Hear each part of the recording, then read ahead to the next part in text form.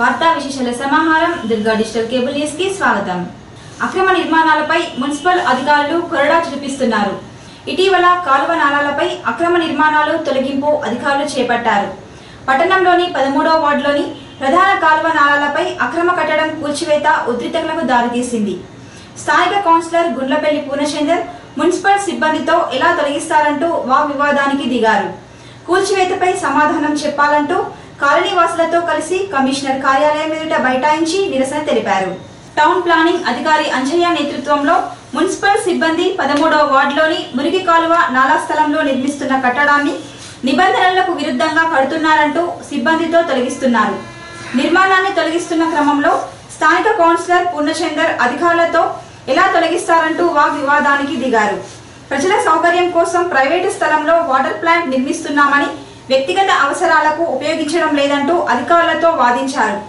ప్రజావాణిలో వచ్చిన ఫిర్యాదులో భాగంగా అక్రమంగా నాలాపై నిర్మించడంతో తొలగిస్తున్నామని అధికారులు తెలిపారు. దీంతో ఆగ్రహించిన కాలనీవాసులు నిర్మాణానికి అనుమతి ఇవ్వాలని మున్సిపల్ కమిషనర్ సుమన్ రావు కార్యాలయం ఎదుట బైఠాయించి నిరసన తెలిపారు. వాటర్ ప్లాంట్ నిర్మాణానికి అనుమతి ఇవ్వాలంటూ కమిషనర్కు వినతి పత్రం అందజేశారు. స్థలాన్ని పరిశీలించిన అనంతరం చర్యలు తీసుకుంటామని తెలపడంతో కాలనీవాసులు శాంతించారు. కార్యాలయానికి తరలి వచ్చిన వారిలో కౌన్సిలర్ పూర్ణచందర్, పలువురు మహిళలు, కాలనీవాసులు పాల్గొన్నారు. నాలాస్ మీద ఏవైనా అక్రమ నిర్మాణాలు ఉంటే కంప్లీట్గా కూలగొట్టడం జరుగుతుంది.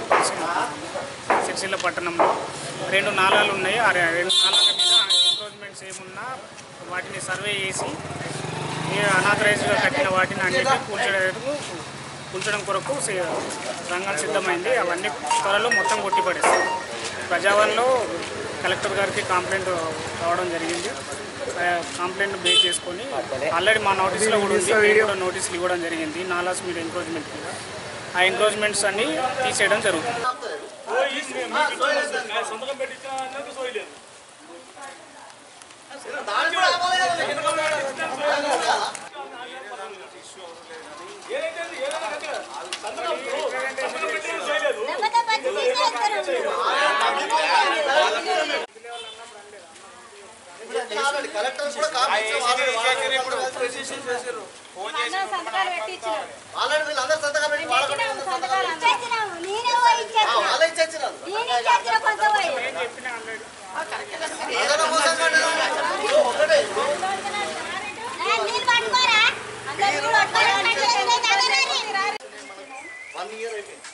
మాకు ఇక్కడ తీసుకున్నామన్నా కానీ మన కమర్షియల్ ఎక్కువ రేటు 4,000 5,000 అంటే అది ఇల్లదు. ఎట్లా అని చెప్పేసి చూసి ఆల్రెడీ మా ఇంట్లోనే ఒక దాంట్లో వేద్దాం అనుకున్నాం. ఇక్కడ ఆల్రెడీ రేపు ఉంది, అది పాత కన్స్ట్రక్షన్. అది తీసేస్తే కూలిందనుకో ఇప్పుడు మళ్ళీ దానికి పెద్ద పంచాయతీ పెట్టుకోవాలి. మళ్ళీ పోనీ మా ఇంట్లో పెట్టుకుంటే కౌన్సిలర్ వాళ్ళు ఇంట్లో పెట్టుకోవాలని చెప్పి అట్లా అని చెప్పేసి అట్లా బాధ అట్లా అని చెప్పేసి ఇది ఉంటుందని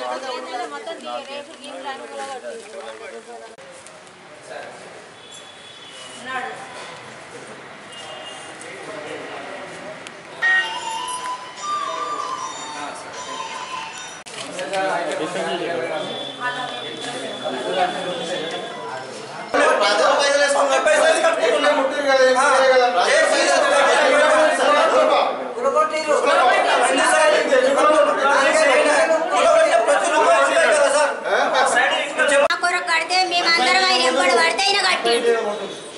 కడితే దాన్ని దవా వచ్చి కూర కొట్టిండు. మాకు నీళ్ళు అవసరం. ఆయన ఒక్కైన కొరకు కాదు అవి నీళ్ళు. 10 మంది కలిసి వాడకట్టు మొత్తం వచ్చినాం. మీకు ఇప్పుడు ఇక్కడ వాడకట్ట అంతా చూసుకొని మాకు నీళ్ళు అవసరం. నీళ్ళ మేము రాలే. మాకు ఇప్పుడు ఫిల్టర్ నీళ్ళు కావాలి. వాసన నీళ్ళు వచ్చినారు రాలే, నల్లగా నీళ్ళు వచ్చినారు రాలే, నల్ల రాకున్నా రాలే. మాకు ఇప్పుడు నీళ్ళు అవసరం అని వచ్చినాం అందరం. సిరిసిల్ల బైపాస్ సమీపంలో రియల్ ఎస్టేట్ వ్యాపారులకు ప్రతిసారి ఆందోళన కనిపిస్తూనే ఉంది. ఇటీవల రైల్వే లైన్ ఏర్పాటుకు దక్షిణ మధ్య రైల్వే అధికారులు హద్దుల ఏర్పాటు నేపథ్యంలో ప్రస్తుత పరిణామాలు సంక్షిప్తంగా. జిల్లా ఏర్పాటు అవుతున్న క్రమంలో ఒక్కసారిగా నింగికెగిసిన భూముల ధరలు జిల్లా ఏర్పాటు కాదన్న సమాచారంతో ఒక్కసారిగా కుప్పకూలిపోయాయి. అలా పడిపోయిన రియల్ భూమ్ మళ్లీ జిల్లా ఏర్పాటు నిలదొక్కునే క్రమంలోనే పాత నోట్ల వ్యవహారం రియల్ వ్యాపారంపై పడింది. దీని నుండి కోలుకోకముందే రైల్వే లైన్ సర్వే రియల్ వ్యాపారంపై పడింది. ఇటీవల సౌత్ సెంట్రల్ రైల్వే అధికారులు బైపాస్ సమీపంలో రైల్వే లైన్ ఏర్పాటుకు హద్దులు ఏర్పాటు చేస్తున్నారు.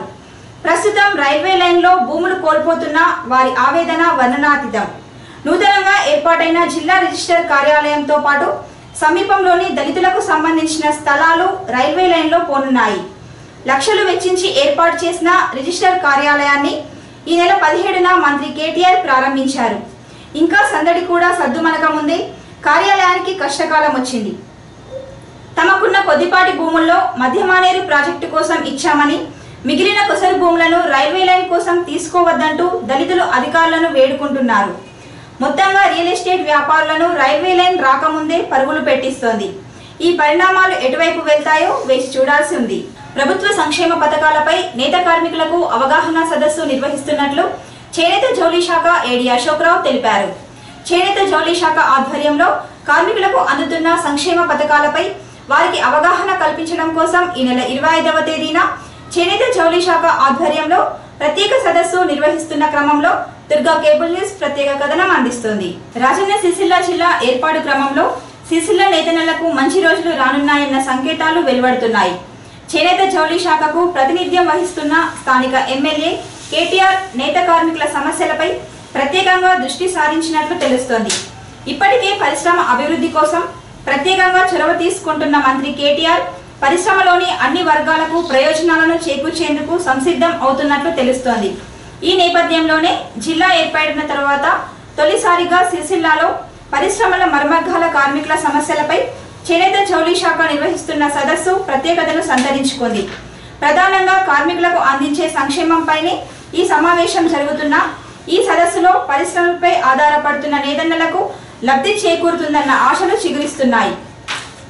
ఓవైపు నేత కార్మికులు తమ వృత్తి భద్రత కల్పించేందుకు వర్క్షెడ్ పథకం వర్తింపచేయాలని కోరుతున్నారు. ప్రస్తుతం జనశ్రీ బీమా మినహా కార్మికుల సంక్షేమం కోసం ప్రత్యేకత ఎలాంటి ప్రయోజనాలు అందడం లేదన్న విమర్శలు ఉన్నాయి. ఈ సదస్సు ద్వారా నేత కార్మికులకు సంక్షేమ పథకాలు చేరువ కావాలని ఆశిద్దాం. సిపిఎస్ రద్దు కోసం ఈ నెల 29న జరిగే చెలో ఢిల్లీ కార్యక్రమం విజయవంతం చేయాల్సిందిగా యూటీఎఫ్ జిల్లా అధ్యక్షులు పాకాల శంకర్ గౌడ్ కోరారు. ఈ కార్యక్రమం విజయవంతం చేయాలని కోరుతూ ఈ నెల 24న సన్నాహక సమావేశం నిర్వహిస్తున్నట్లు తెలిపారు. రేపు నవంబర్ 24వ తేదీ సాయంత్రం 5:30 గంటలకు రాజన్న సిరిసిల్ల జిల్లా కేంద్రంలో స్థానిక నేతన్న చౌక్ నుండి యూటీఎఫ్ ఆధ్వర్యంలో సిపిఎస్ రద్దు కోసము బైక్ ర్యాలీ నిర్వహిస్తున్నాం. ఈ బైక్ ర్యాలీలో ఉద్యోగ ఉపాధ్యాయులందరూ కూడా విధిగా పాల్గొని కార్యక్రమాన్ని విజయవంతం చేయాలని కోరుతూ ప్రభుత్వం 2004 తర్వాత అపాయింట్మెంట్ అయినటువంటి అందరికీ కూడా ఈ సిపిఎస్ పెన్షన్ పథకాన్ని అమలు చేస్తుంది. ఇందులో వచ్చేటువంటి పెన్షను ఈరోజు ఆసరా పెన్షన్ల కన్నా తక్కువగా ఉన్నందున ఉద్యోగ ఉపాధ్యాయులు తీవ్రంగా ఇబ్బందులు పడుతున్నారు. వాళ్ళ కుటుంబాలు ఆర్థిక భద్రతకు లోనవుతూ సామాజిక భద్రత లోపిస్తూ వీధిన పడేటువంటి పరిస్థితి ఉంది. అందు గురించి ఈ సిపిఎస్ రద్దయ్యే వారికి యూటీఎఫ్ ఆధ్వర్యంలో దేశవ్యాప్తంగా కార్యక్రమాలు చేపడుతున్నాం. నవంబర్ 29వ తేదీన చెలో పార్లమెంట్ కార్యక్రమంలో ఎస్టీఎఫ్ఐ ఆధ్వర్యంలో కార్యక్రమం చేస్తూ ఉన్నాం. రాష్ట్ర స్థాయిలో దాదాపు 1500 మందిని ఆ చెలో ఢిల్లీ కార్యక్రమానికి తరలిస్తూ ఉన్నాం. దానికి సన్నాహకంగా రేపు జరిగేటువంటి ర్యాలీలో అందరూ పాల్గొని విజయవంతం చేయాలని ఈ సందర్భంగా మనం చేస్తాం. తెలంగాణ ప్రాంత ఉపాధ్యాయ సంఘం జిల్లా అధ్యక్షులుగా సంగిరెడ్డి బాలరెడ్డి ఎన్నికయ్యారు.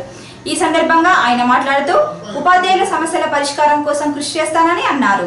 తెలంగాణ ప్రాంత ఉపాధ్యాయ సంఘం రాజన్న సిరిసిల్ల జిల్లాలో సింగిరెడ్డి బాలరెడ్డి గారిని అధ్యక్షునిగా మరియు ఉచ్చిడి పద్మారెడ్డి అని నన్ను జనరల్ సెక్రటరీగా ఎన్నుకున్న తెలంగాణ ప్రాంత ఉపాధ్యాయ సంఘ సభ్యులందరికీ మనస్ఫూర్తిగా ధన్యవాదాలు తెలుపుకుంటూ ఉపాధ్యాయుల సమస్యలు చాలా ఉన్నాయి. ఆ సమస్యలు కోసం ఎల్లవెల్లా పాటుపడుతూ ఉపాధ్యాయుల కోసమే అహర్నిశలు కృషి చేస్తూ తెలంగాణ ప్రాంత ఉపాధ్యాయ సంఘం ఎల్లవెల్లా ముందుంటుందని తెలియజేస్తున్నాం. అలాగే ఈరోజు కొన్ని సమస్యలపైన మన రాజన్న సిరిసిల్ల జిల్లా యొక్క డిఈఓ గారిని కలిసి వినతిపత్రం సమర్పించి మరి వారికి జిల్లా డిఈఓగా వచ్చినందుకు వారికి శుభాకాంక్షలు తెలుపుతూ మా టీపస్ అంటే తెలంగాణ ప్రాంత ఉపాధ్యాయ సంఘం యొక్క జిల్లా బాడినందరినీ వివిధ 9 మండల శాఖలు కూడా ఏర్పాటు చేయడం జరిగింది. 9 మండల శాఖ అధ్యక్ష ప్రధాన కార్యదర్శులు, కార్యవర్గ సభ్యులను మరియు జిల్లా కార్యవర్గ సభ్యుల్ని డిఓ గారికి పరిచయం చేసి వారికి ఈరోజు కొన్ని ఉపాధ్యాయ సమస్యలు చెప్పడం జరిగింది. వాటన్నిటిని సానుకూలంగా స్పందిస్తానని చెప్పినందుకు ఉపాధ్యాయ సంఘాలకు మరి డిఓ గారికి ధన్యవాదాలు తెలుపుతూ, వ్యాధులతో బాధపడుతూ చికిత్స కోసం వచ్చే వారిని పచ్చదనంతో పలకరిస్తుంది, ఆహ్లాదాన్ని పంచుతుంది ఈ ప్రాథమిక ఆరోగ్య కేంద్రం.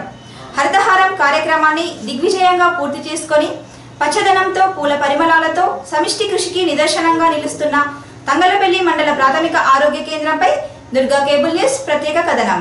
తెలంగాణ రాష్ట్ర ప్రభుత్వం ప్రతిష్టాత్మకంగా తీసుకున్న హరితహారం కార్యక్రమానికి శ్రీకారం చుట్టింది. పర్యావరణాన్ని కాపాడుతూ ప్రకృతికి సమతుల్యతతో ఉంచి కరువును దూరం చేసేందుకు ఈ కార్యక్రమం ప్రారంభించింది. ప్రభుత్వం ప్రారంభించిన ఈ కార్యక్రమంలో అనేక సంస్థలు, వ్యక్తులు భాగస్వాములయ్యారు. కొన్ని సంస్థలు మాత్రమే హరితహారం కార్యక్రమాన్ని దిగ్విజయంగా కొనసాగిస్తున్నాయి. ఈ వరుసలో తంగలపల్లి మండల ప్రాథమిక ఆరోగ్య కేంద్రం మొదటి వరుసలో ఉంది. గత ఏడాది హరితహారం కార్యక్రమాన్ని ప్రారంభించిన క్రమంలో ప్రాథమిక ఆరోగ్య కేంద్రంలో పూలు, పండ్ల మొక్కలతో పాటు ఔషధ మొక్కలు, నీడనిచ్చే 450 మొక్కలను నాటారు.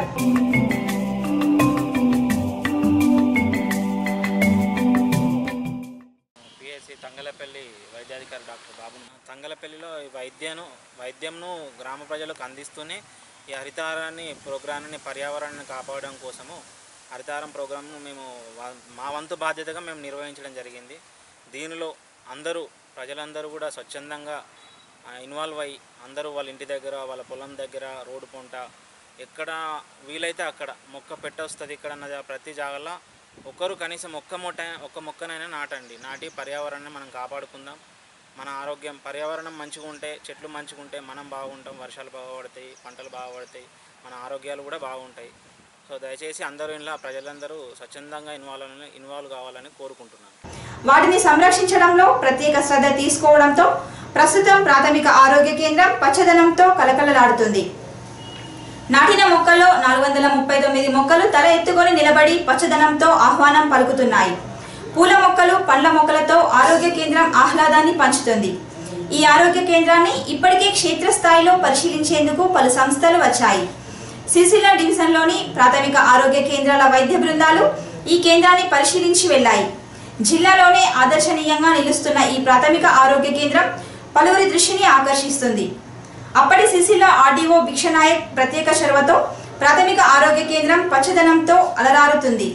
మరోసారి ప్రభుత్వం హరితహారం కార్యక్రమాన్ని ప్రారంభిస్తున్న క్రమంలో తంగళ్లపల్లి ప్రాథమిక ఆరోగ్య కేంద్రం వైద్యులు డాక్టర్ బాబు సిబ్బంది అందిస్తున్న స్ఫూర్తి ఆదర్శమవుతుందని ఆశిద్దాం.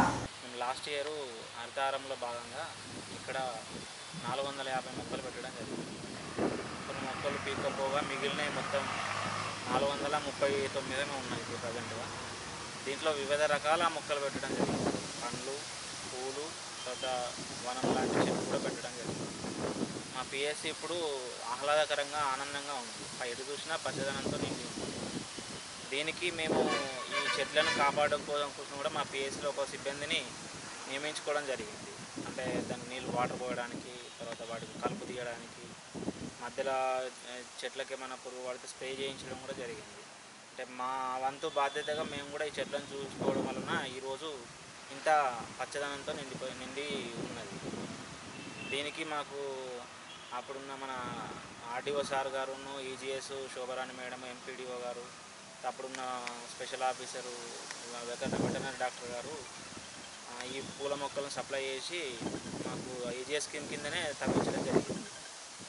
ఏపీఎంఓ గారు ఈ పిఎస్సిలో ఈ మొక్కలకు చాలా కేర్ తీసుకోవడం జరిగింది. ఆయన తర్వాత ఇప్పుడు పిఎస్సి సిబ్బంది రోజుకొకరం విధిగా మేము చూసుకోవడం జరుగుతుంది.